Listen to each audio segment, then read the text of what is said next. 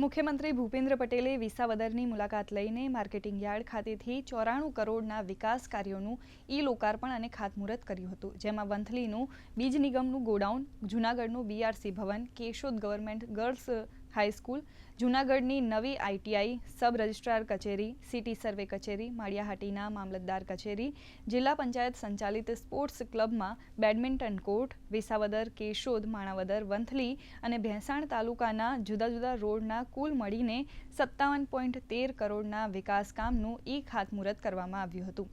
કાર્યક્રમમાં કૃષિ મંત્રી રાઘવજીભાઈ પટેલ, સાંસદ રાજેશ ચુડાસમા, ધારાસભ્ય સંજય કોરડિયા, દેવાભાઈ માલમ, અરવિંદ લાડાણી સહિત અન્ય પદાધિકારીઓ અને અધિકારીઓ ઉપસ્થિત રહ્યા હતા। પણ ભવિષ્યની પેઢી આપણી પાણીથી કોઈ તકલીફ ન પડે એનું આયોજન આજથી શરૂ કર્યું છે અને આપણે દરેકે દરેક જિલ્લામાં 75 તળાવો કર્યા છે। સાથે સાથે આજે 1 કરોડ રૂપિયાની ધારાસભ્યોની ગ્રાન્ટ વધારી છે। એ ગ્રાન્ટમાંથી પણ 50 લાખ રૂપિયા કમ્પલસરી જળ સંચય માટે ધારાસભ્યએ વાપરવાના રહેશે।